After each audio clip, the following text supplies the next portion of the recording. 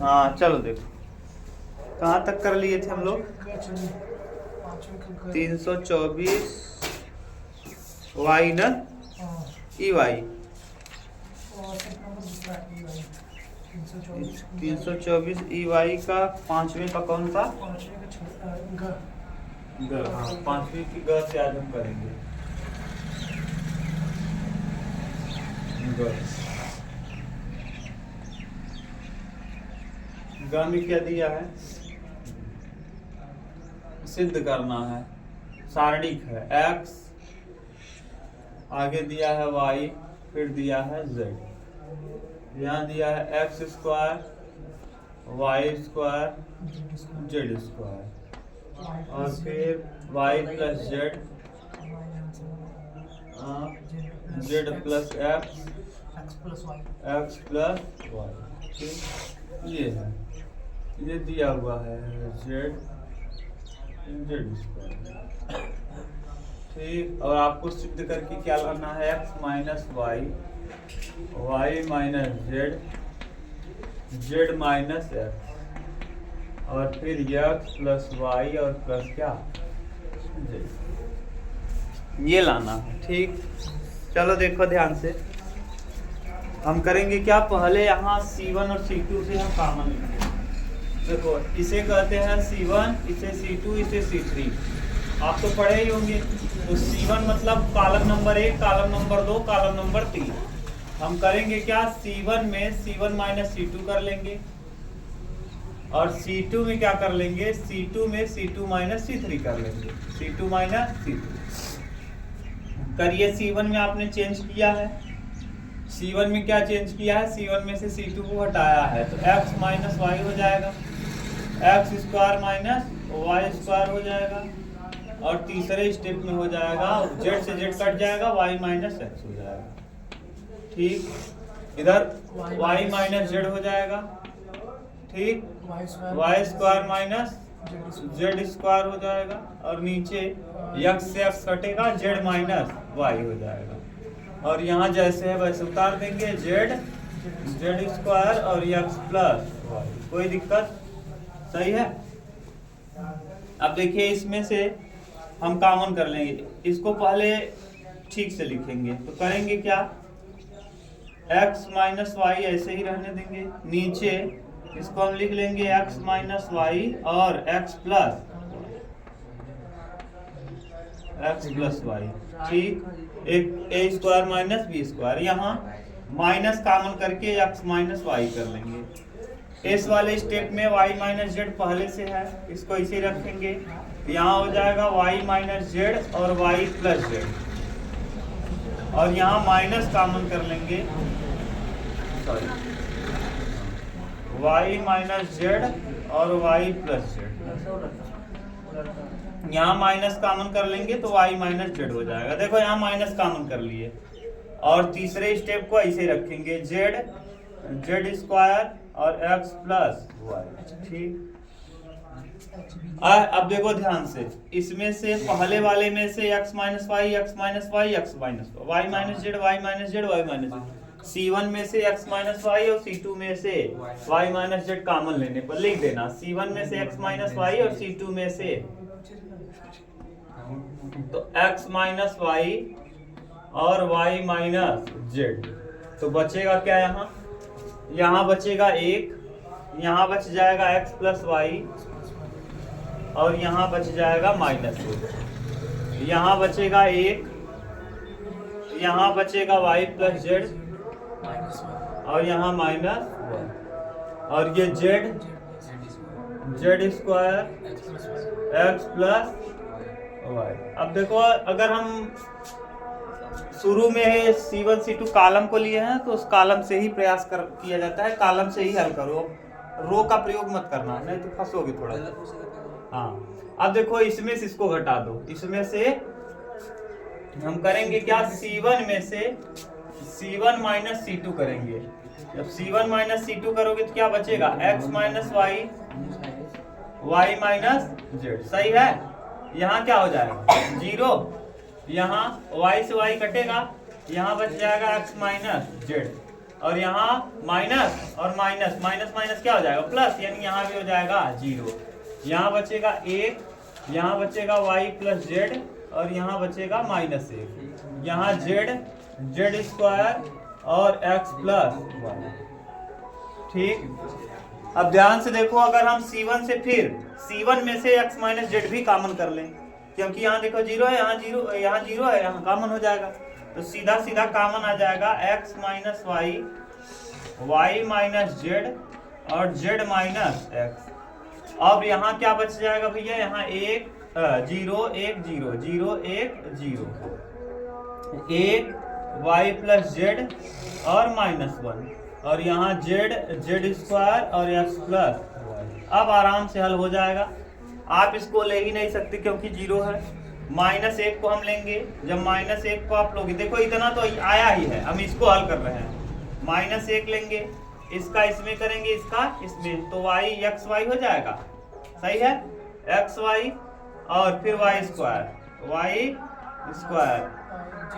और zx plus zx और प्लसzy, सही है, और माइनस जेड स्क्वायर, माइनस में क्या जेड स्क्वायर, सही है। अब ये प्लस जेड, अब जेड जब लेंगे तो इसका इसमें करेंगे, इसका इसमें, तो -1 का करेंगे तो माइनस जेड हो जाएगा। -1 का देखो, इसका पहले इसको जब लेंगे इसका इसमें करेंगे तो -1 आ जाएगा और फिर यहाँ 0। अब जब इसको हल करोगे देखो क्या आ जाएगा, -xy, माइनस अंदर ले जा रहे हैं, प्लस y स्क्वायर ना, minus z x minus z y और प्लस जेड स्क्वायर और माइनस जेड। अब यहाँ से कॉमन उमन लेंगे, हाँ, कहाँ जेड स्क्वायर है, नहीं है। अब यहाँ से कुछ कॉमन कर लो, ठीक, ऐसा चीज कॉमन होगा, देखो कुछ न कुछ कॉमन होगा। y यहाँ से कॉमन करेंगे तो यहाँ हो जाएगा y माइनस एक्स। ऐसा कुछ कॉमन करो कि बन जाए, यही रूप बनेगा और कॉमन कर लेंगे।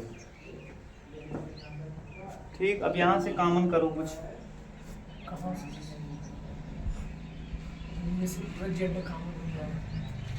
जेड नहीं, इस रूप का बन जाएगा।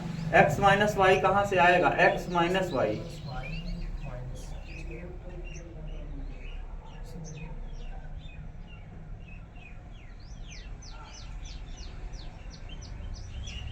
हाँ, यहाँ से माइनस जेड कॉमन कर लेंगे तो x माइनस वाई हो जाएगा ना, माइनस जेड कॉमन कर लेंगे, जेड कॉमन कर लेंगे,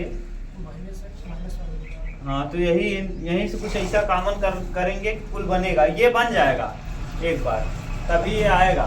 x plus y plus z लाना है ना, या फिर एक आध स्टेप बंद हो गया क्या, या एक आध स्टेप और कुछ ऐसा करो, इतना उतारो तब देखते हैं आगे। हाँ, क्या कर दें, C1 के प्रसार जो ना रोल हैं है, हाँ, सही करें, पूरा सही है, हम जो या प्रसार का रोल एक कर देना, हम C1 कॉलम में कर आएंगे। अच्छा, ऐसे कर लो, हाँ, तो हो जाएगा, तब भी हो जाएगा, तब कॉलम लेके कर लो, ज्यादा आसान हो जाएगा। हाँ, वैसे भी करते हैं, वैसे भी किया जाता है, जैसे कह रहे हो ना, जो वह है, जैसे आप इसको छोड़ दोगे, इसको छोड़ दोगे, केवल इसको लोगे, हाँ, और सब 0 हो जाए, 0 हो जाए, 0 हो जाए। जब इसको लोगे तो कौन कौन आएगा, ये वाला पूरा छूटेगा, इसका इसमें करेंगे, इसका इसमें कर देंगे, ऐसे ज्यादा आसान हो जाएगा। नहीं समझ रहे हो, देखो 0 को तो लेंगे नहीं, जैसे ये 0 है, यहाँ इस 0 को छोड़ देंगे, इस 0 को छोड़ेंगे, और जब 1 को लेंगे, देखो x minus y, y minus z और जेड माइनस एक्स, सही है। अब अगर हम 1 को लेंगे तो देखो 1 को लेने पर कौन छूटता है, वो वाला पूरा टर्म छूटता है, यानी ये छूट जाएगा और ये वाला पूरा छूटेगा, तो ये इसका इसमें कर देंगे, इसका इसमें, तो यहाँ बचेगा क्या, x प्लस वाई, और यहाँ माइनस है, माइनस माइनस क्या हो जाएगा, बस डायरेक्ट आ गया। नहीं जान नहीं, आसान हो जाएगा, इसे वैसे भी आएगा, कॉमन उमन करना पड़ेगा, ऐसी बात नहीं जैसे कर रहे थे वैसे नहीं आएगा, आएगा, कॉमन करना पड़ेगा, समझ गए। मिटा दें,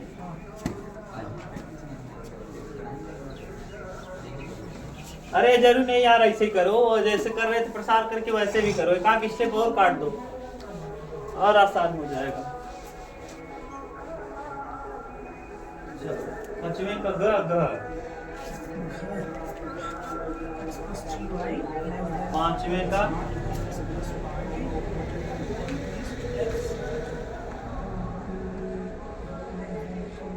पांचवें का घ। पांचवें के घ में क्या दिया है? दिया है भैया x plus 3y। x plus 3y ये क्या है? ठीक, x प्लस y 20 और x बड़ा या बराबर है y के, x बड़ा है 0 से, y भी बड़ा है 0 से। इसका मतलब ये इससे ही सिद्ध हो गया कि पहले चतुर्थांश में ही होंगे। ठीक, एक बार हम x की जगह 0 रखेंगे, एक बार y की जगह। तीन समीकरण यहाँ आपको दिख रहा है, पहले हल करो, तीनों समीकरणों को हल करेंगे। तीन समीकरण मिल गया, इस बार हम डायरेक्ट करेंगे। एक ठो रेखा का समीकरण है ना, ऐसे मान लो x मान लो y, पहले समीकरण में हम रख दे रहे हैं, इसको समीकरण बना दो। x प्लस 3y बराबर कितना? x की जगह 0 रखेंगे तो y का वैल्यू आ जाएगा 20, y की जगह 0 रखेंगे तो 60 आएगा। सही है। दूसरे समीकरण को x प्लस वाई बराबर कितना? 20, यहाँ भी रखेंगे हम लोग।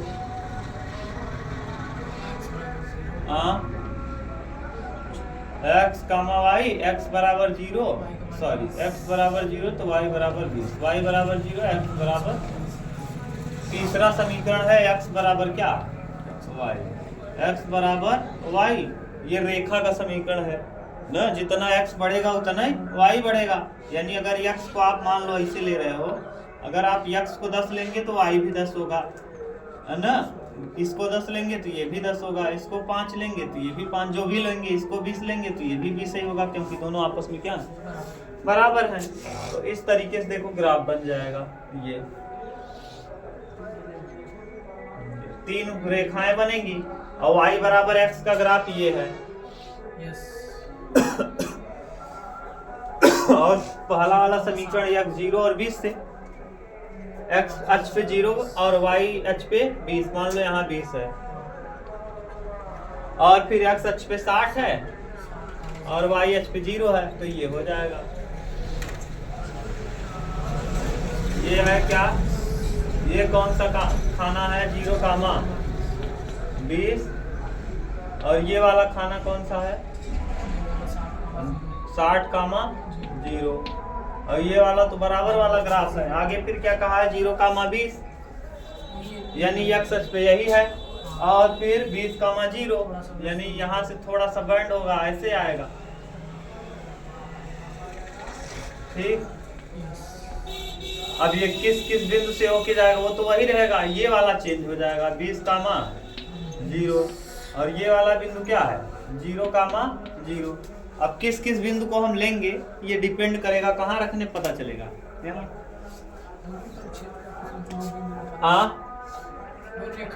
हाँ, रेखा इसको भी प्रतिच्छेदित कर रही है और यहाँ भी प्रतिच्छेदित, इन दोनों बिंदुओं को भी निकाल लो। इन दोनों बिंदु को पहले हम देखो इसको निकालते हैं, इसमें रख के x बराबर y, तो यहाँ 3x और x 4x बराबर 60, तो x बराबर कितना? हाँ 15, x बराबर आ जाएगा 15। हाँ 15 कामा, हाँ 15 कामा 15। ठीक, और ये हो जाएगा क्या? अब यहाँ अगर हम रखेंगे 10 को कितना रखें? सॉरी, यहाँ देखो x बराबर y, तो x कितना?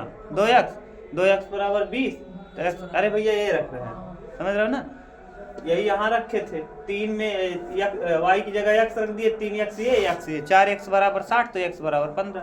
ऐसे यहाँ भी 2x बराबर 20, तो x बराबर 10, y बराबर भी 10।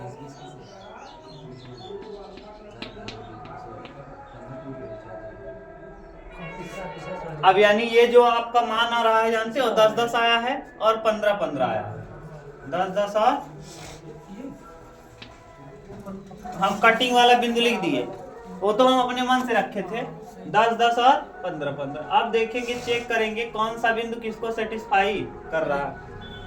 पहले 0 0 देखो सेट हो जाएगा, 0 0 यही नहीं सेट होगा, 0 0 हाँ 0 रखेंगे 0 रखेंगे 60 बड़ा है, लेकिन 0 0 नहीं बड़ा होगा, फेल हो गया, यानी ये बिंदु तो नहीं लेंगे।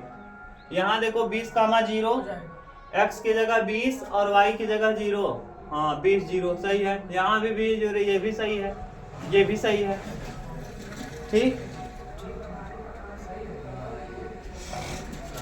अब आगे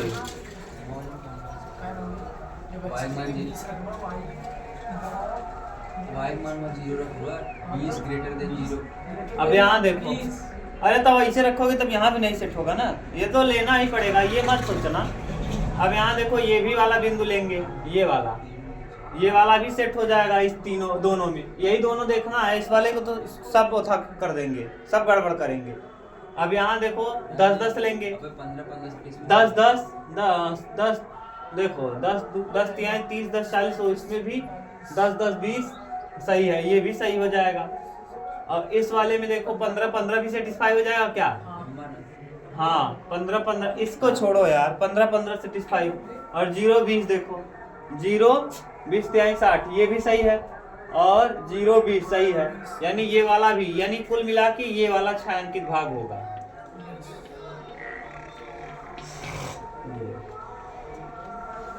ये सारे बिंदुओं को रख के हल कर लो। z का वैल्यू दिया है, कितना z बराबर दिया है उसी हम लोग रखेंगे। हाँ z बराबर दिया है कितना, 3x + 8y। अब निकालिए z का मान निकाल लीजिए, कहाँ कहाँ क्या आएगा, कौन कौन बिंदु पे क्या क्या आएगा। देखो बिंदु हम रखते हैं यहाँ, बिंदु क्या क्या आया भैया बोलो, 20 कामा 0 और 60 कामा 0, 15 कामा 15, 10 कामा 10 और 0 कामा 20 रख लो। z की जगह वैल्यू रखो, सबका मान आ जाएगा। यहाँ देखो इसका वैल्यू 20 कामा 0 के लिए 20 तिहाई 60, 36 18 180, और यहाँ 15 3 45 और 15 8 120, 120 और 45 165, 165 और 15 10 3 30 और 10 8 80, 80 30 110, 110 और 0 20 8 160। अच्छा देखो सबसे ज्यादा वैल्यू कौन सा है, 180 और सबसे कम 60।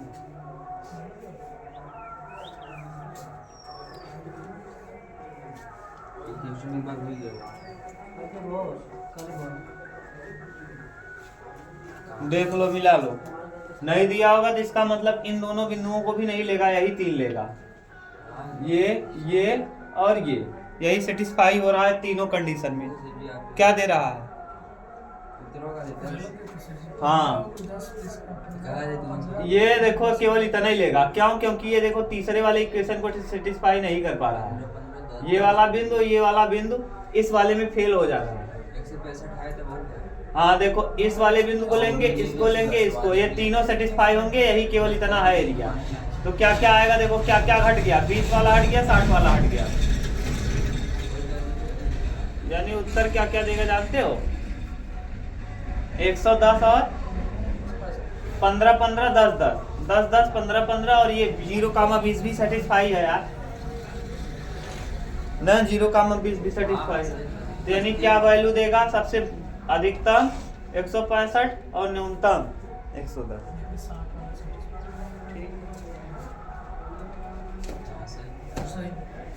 घबराओ मत, यही है, हम लोग कहाँ से गलत हुए हैं, यहाँ से। ये वाला बिंदु इस वाले में सेटिस्फाई नहीं हो पाएगा तीसरे समीकरण में। क्यों, क्योंकि x की जगह 20 रखोगे और y की जगह 0, तो 0 कभी 20 से बड़ा नहीं होता। x की जगह 60 रखोगे, y की जगह 0, तो 0 कभी 60 से बड़ा नहीं होता, इसलिए फेल हो गया। और बाकी सब में लग जाएगा, इन तीनों बिंदुओं में लागू होगा।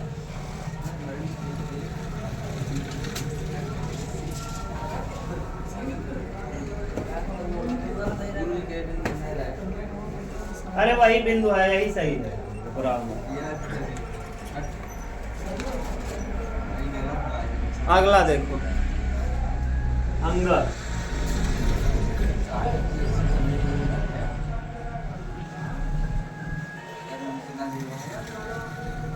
पांचवे का अंगद एफ एक्स बराबर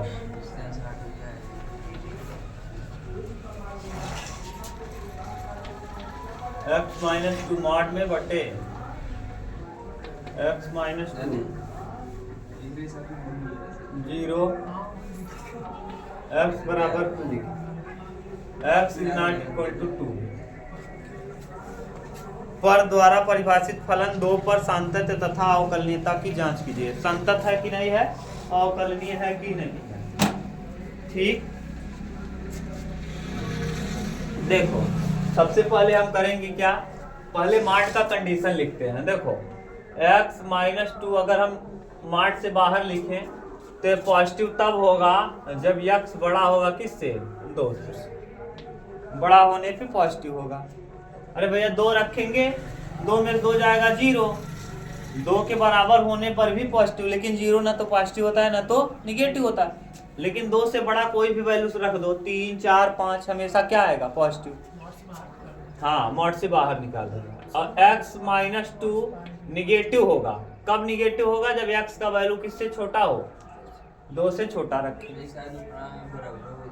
हाँ, बराबर का निशान लगाए देवे तो 0 आ जाए, 2 में से 2 जाए का 0 0 न तो पॉजिटिव न तो नाइदर पॉजिटिव ना निगेटिव। और दिया भी है यहाँ 2 x बराबर 2 पर 0, पहले बराबर वाला कंडीशन दे दिया है, यानी अब हमको केवल बड़ा और छोटा लेना है, बराबर कंडीशन लेना ही नहीं है। समझ गए। अब करेंगे देखो पॉजिटिव, तब इसको हमने बना लिया। कैसे बना लेंगे, एफ एक्स बराबर, ये ठीक से 3 कंडीशन बन गया, x माइनस 2 और बटे x माइनस 2, ठीक ऊपर नीचे दोनों जगह। अब कब, जब x बड़ा है कब, 2 से। और फिर दूसरा कंडीशन माइनस x माइनस 2 बटे x माइनस 2, ठीक। अब कब, जब x लेस देन है किससे, 2 से। और तीसरा कंडीशन तो खुद ही दिया है, मॉड को हमको अपने मन से बनाना था। तीसरा कंडीशन दिया है x बराबर कितने पे, 2 पर। अच्छा ये कटेगा, ये भी कटेगा, यानी एफ एक्स का सीधा सीधा वैल्यू क्या आ गया भैया, बताओ। यहाँ आ जाएगा 1, x जब बड़ा होगा 2 से, माइनस 1 जब x छोटा होगा 2 से, और 0 जब x बराबर होगा 2 के। अब यहाँ लेफ्ट निकालेंगे, राइट निकालेंगे, फलन निकालेंगे। तो लेफ्ट कहाँ निकलेगा, इस पे निकलेगा, यानी इस वाले पे निकलेगा लेफ्ट हैंड लिमिट, इस वाले पे निकलेगा राइट हैंड लिमिट, और इस वाले पे निकलेगा फलन का मान। तो बताओ तीनों ही कंडीशन में तीनों अलग अलग वैल्यू दे रहा है, क्योंकि x मौजूद ही नहीं है। ये भी अलग आया, ये भी अलग आया, ये भी अलग आया। अगर तीनों अलग है, इसका मतलब ना तो लेफ्ट हैंड लिमिट बराबर है, ना तो राइट हैंड, ना तो फलन का मान। देखो फलन कितना आएगा, 0, लेफ्ट कितना आएगा, -1, राइट कितना आएगा। बताओ तीनों बराबर हैं। जब बराबर ही नहीं है तो सतत नहीं होगा, और कोई फलन अगर सतत नहीं है तो अवकलनीय नहीं होगा, पक्का ना। अगर सतत फलन है तो अवकलनीय होता है, और सतत नहीं है तो अवकलनीय भी नहीं। प्रत्येक अवकलनीय फलन सतत अवश्य होगा। जैसे हम कहा अवकलनीय अगर है, अवकलनीय फलन अगर है तो पहले वो किससे हुआ होगा, पहले सतत हुआ होगा तभी अवकलनीय होगा। सतत फलन ही क्या होता है, अवकलनीय होता है। अगर सतत रहेगा तो अवकलनीय फिक्स है, हो जाएगा। और लेकिन अगर उल्टा बोल दिए, अवकलनीय फलन जो भी होता है वो हमेशा 100% श्योर है कि वो क्या होगा, सतत होगा। अगर अवकलनीय आपका है तो 100% श्योर है कि वो सतत रहा होगा, तभी वो अवकलनीय है, ठीक। लेकिन इसका उल्टा सतत, अगर ये है सतत है, कोई फलन अगर सतत है, ये जरूरी नहीं कि अवकलनीय भी हो। सतत फलन अवकलनीय हो आवश्यक नहीं है, सतत अवकलनीय हो यह जरूरी, सतत अवकलनीय हो, अवकलनीय हो यह आवश्यक नहीं, यह आवश्यक नहीं है। यानी अगर कोई फलन सतत है तो अवकलनीय हो भी सकता है और नहीं भी। लेकिन अगर अवकलनीय है, अवकलनीय फलन, अवकलनीय फलन सदैव सतत होता है। फलन सदैव क्या होता है? सदैव सतत होता है, सतत होता है। ये अभी देखो, ये तो पहला कंडीशन आपने दिखा दिया कि दिया गया फलन left hand limit, right hand limit और फलन का मान f ऑफ x तीनों आपस में बराबर नहीं है। इसका मतलब दिया गया फलन क्या नहीं है? सतत।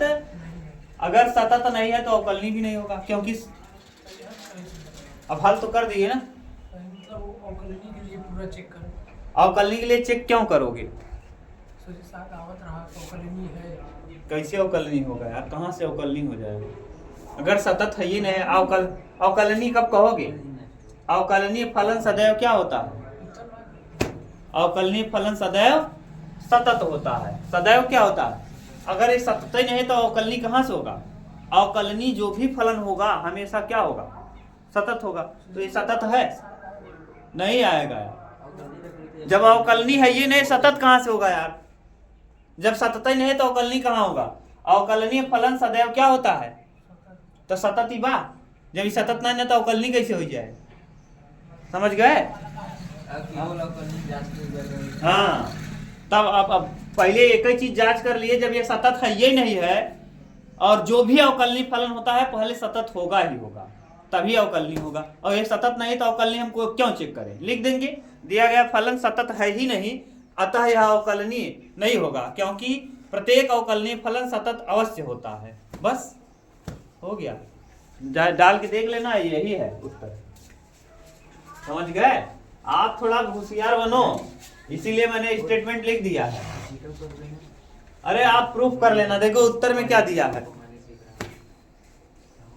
अरे यही लगाते हो ना, F of x minus H बटे एफ ऑफ एक्स बटे एच ना, left hand derivative right hand derivative. क्या मतलब है यार? उसको निकालने से कुछ नहीं होगा, सतत है ये नहीं, अवकलनीय नहीं होगा, खत्म बाजार। छठवां देखो, आप लोग दिमाग नहीं लगाते हो, क्या लगी है कहानी करने का।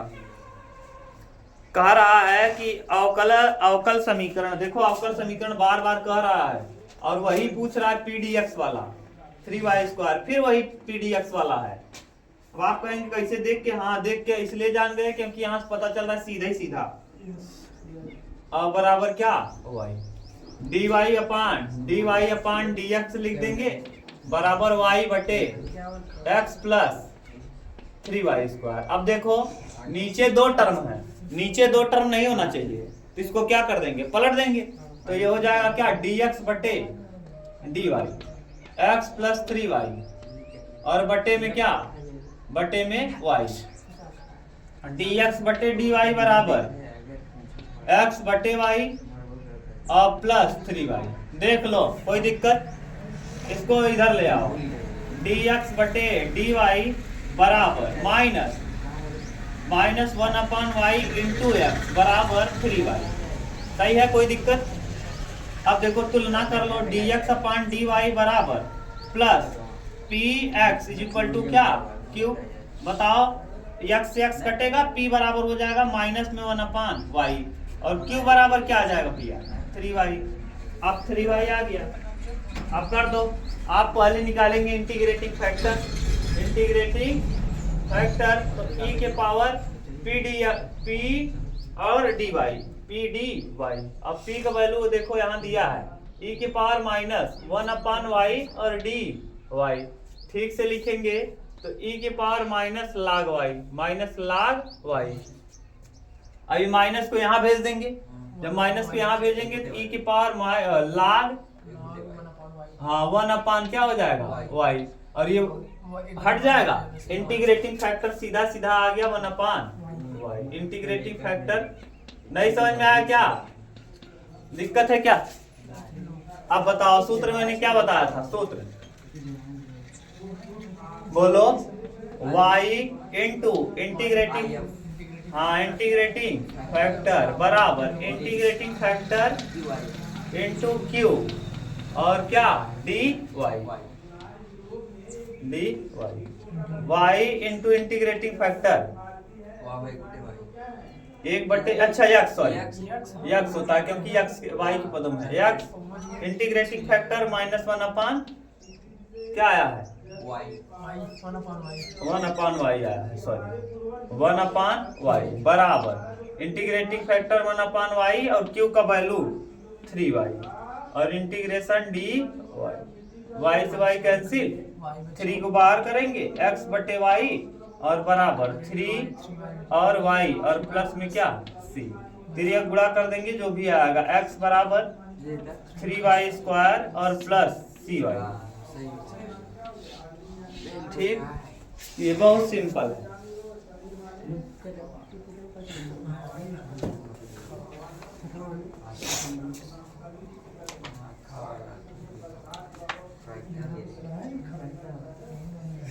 कौन सा ख मिटा दें, ख वाला देखो प्रायिकता आ गया। हाँ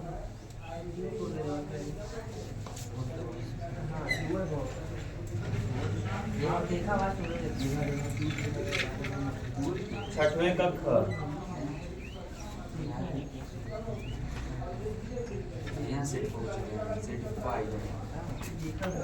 छठवें का ख देखो क्या कर रहा है। हाँ हाँ, छठवें ख में देखो करा एक विद्यालय में 500 विद्यार्थी हैं ना, जिसमें से 230 लड़के हैं, माने विद्यालय में विद्यार्थियों की संख्या ई घटना माना। ई घटना क्या है, विद्यालय में विद्यार्थियों की, हाँ विद्यालय में विद्यार्थियों की संख्या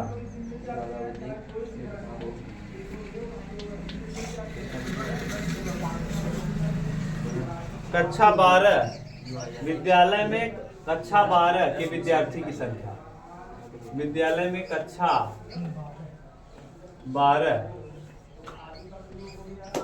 के विद्यार्थी की संख्या, की संख्या सही है। बी घटना, बी घटना मान लो विद्यालय में लड़कों की संख्या, बी बॉय, विद्यालय में लड़कों की संख्या, विद्यालय में लड़कों की संख्या, लड़कों की संख्या, कोई दिक्कत तो नहीं ना अभी तक।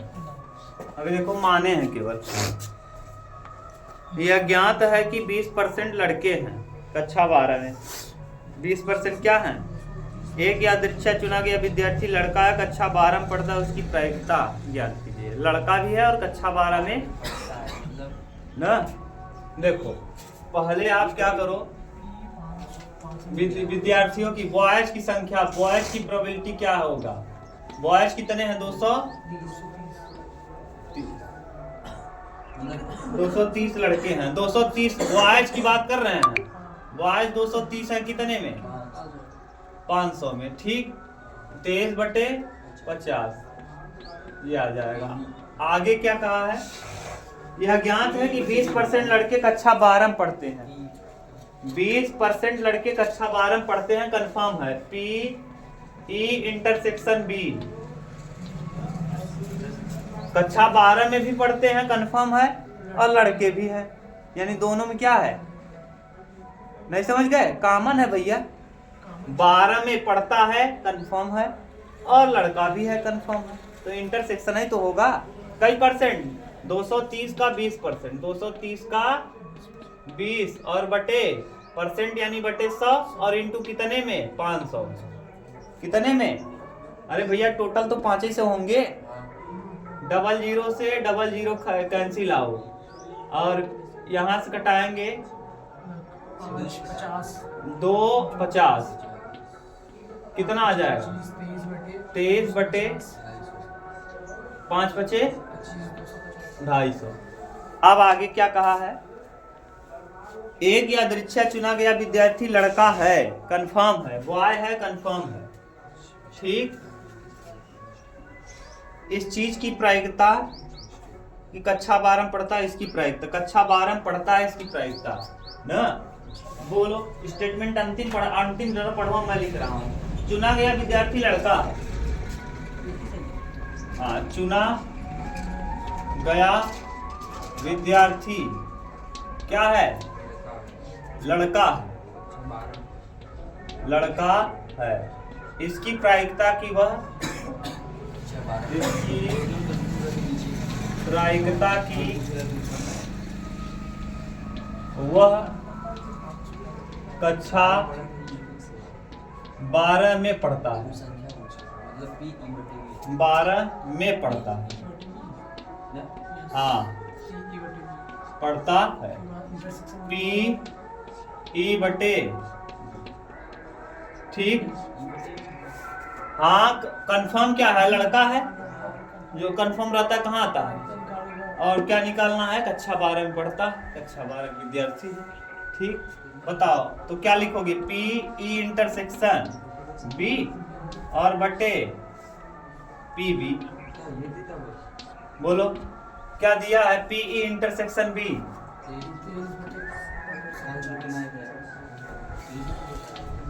और नीचे 23 बटे 23 से 23 कटेगा न, 0 0 5 बचे 25, 1 बटे 5 यानी 0., ठीक, 0.2। अच्छा सॉरी, हाँ 5 दूना 10, सही है, आंसर यही आएगा। मिला लो, समझ गए? देख लो, कहीं दिक्कत हो तो बताओ। उसमें कहाँ थोड़ा दिक्कत है, सीधे ही तो बोला है। इंटरसेक्शन में देखो, पढ़ो तो सही। अज्ञात है कि 20% लड़के कक्षा 12 में पढ़ते हैं, लड़का भी है और कक्षा 12 में भी पढ़ते हैं। कई परसेंट लड़के हैं? 20%, माने 230 लड़कियां टोटल है। उम्मन का 20% टोटल कुल लड़कियां विद्यालय जितना बड़ा बा, 500 विद्यार्थी में से 500 विद्यार्थी में से 230 विद्यार्थी लड़कियां हैं। 230 विद्यार्थी क्या है? और वो 230 में से कक्षा 12 में पढ़े वाले 20% अकेले हैं। नहीं समझ गए भाषा? पूरा एक विद्यालय है जिसमें 500 लड़के हैं। कितने लड़के हैं? 500। हो सकता है 9, 10, 11, 12 पढ़ते हो, केवल 9 से 12 तक का हो, और 5 ऐसे लड़के हैं। 500 लड़के में से 230 क्या हैं? बॉयज हैं। और उसके बाद जो बच गया 270 गर्ल्स हैं। लड़कियां ज्यादा हैं, लड़कियों से हमसे कुछ मतलब ही नहीं है। और ये जो 230 विद्यार्थी हैं, अब कुछ पता नहीं 9 से है कि 1 से लेके है, कुछ पता नहीं है। ये 230 में 12 के जो लड़के हैं ना 20% है। कक्षा 12 के जो लड़के हैं कई परसेंट? 230 का 20% कक्षा 12 में पढ़ते हैं। ये देखा यार, 23 दूना 46 लड़कियां कक्षा 12 में हैं। ये पूछे बा कि कंफर्म बक 46 लड़कियां कक्षा 12 में हैं, तो तुम्हें बताओ। और कक्षा 12 का है ये बात। हाँ, नीचे में 5 से लिखबा तब पता करबा टोटल। बोलो समझ गए? मिटा दे। भाषा अच्छा था।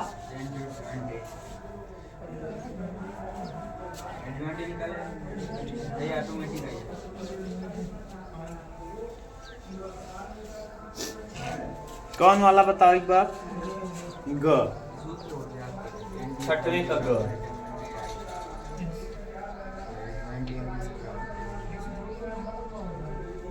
छठवें ग देखिए, कह रहा है ए बराबर सारणी आब्यो है 1 3 3। ये वाला एकदम फेमस सवाल है, इंग्लिश में बहुत बार पूछता है। और ये वाला ना 1 3 4 1 3 4, ये वाला ना आराम से आप प्रारंभिक विधि को अच्छे से हल भी कर सकते हो। इससे इसको घटा दो, इससे इसको घटा दो। R1 में R3 में R1 घटा दोगे, यहाँ अपने आप तुरंत ही 0 हो जाता है, और यहाँ 1 भी आ जाता है। बहुत आराम से होता है इनवर्स निकलना प्रारंभिक विधि से। ठीक, तो सिद्ध कीजिए कि a इंटू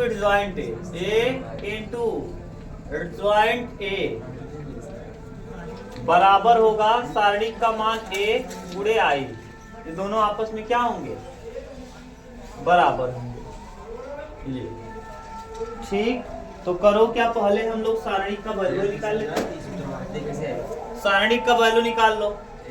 उमेश, सारणिक का वैल्यू बताओ। 1 लेंगे, सारणिक a बराबर 1, हाँ 1 ले लेंगे। 4 चौक 16, 3 तिया 9, और फिर हाँ -3 लेंगे, 3 लेंगे, 4 1 4, 3 1 3, 4 माइनस और प्लस 3 लेंगे, और फिर इसको छोड़ेंगे, 3 1 3 -4, 3 माइनस, अब ठीक से हल करेंगे, 16 में 9 जाएगा 7, यहाँ -3 और यहाँ -3, कितना आ जाएगा? +1 आ जाएगा। देख लो भैया, 16 में 9 जाएगा 7 आएगा।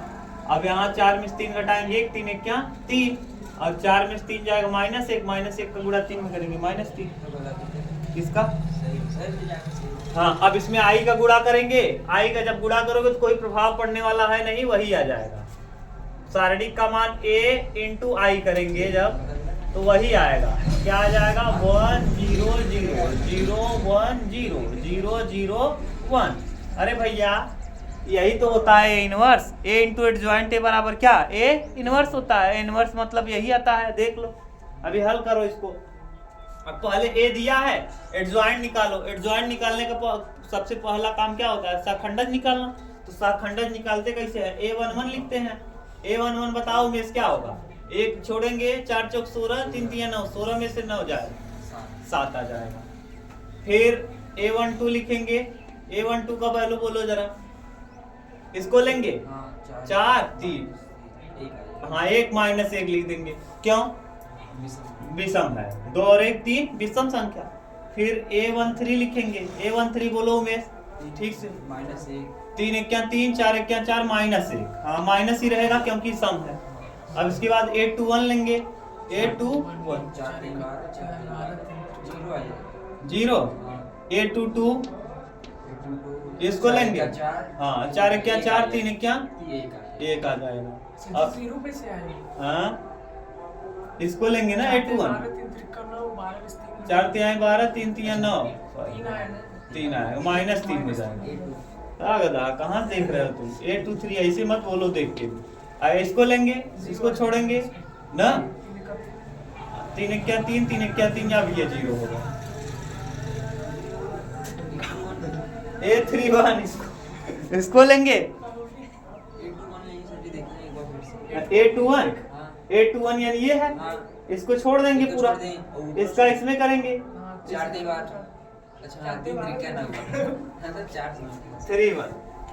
अब इसको छोड़ेंगे, अब ये 4 3 3 9, 4 1 9 -4, 4 3 12, 3 3 9, 4 3 9 में से 12 जाएगा माइनस।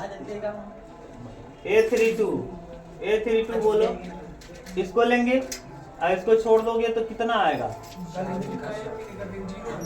0 हो जाएगा। अब a33 बोलो, ये 4 1 हाँ 1 आ जाएगा। ठीक, अब इसको हम कैसे लिखेंगे? b बराबर हम मान लेंगे। b बराबर करो भैया, मानो जैसे दिया है 7 -1, हाँ -1, और फिर -3 1 0, फिर -3 0, ये आ गया। इसका एडजॉइंट कैसे निकालेंगे? एडजॉइंट निकालने के लिए इसको परिवर्त कर देंगे, एडजॉइंट ये आ जाएगा। परिवर्त कर दो, कैसे कर देंगे? 7 -1 -3 1 0, फिर -3 0 1 आ गया। गुणा कर लो, a इंटू एडजॉइंट ए गुणा करो, देखो क्या आता है। a का वैल्यू दिया है 1, बोलो उमेश 1 3 3, 1 4 3, 1 3 4, 1 3, हाँ एडजॉइंट ए भी आपने निकाल लिया। 7 -3 -3, माइनस 1 1 और 0, फिर माइनस 1 0 1। अब गुणा कर लो जरा, गुणा करके देखो क्या आ रहा। 7 माइनस 3 माइनस 3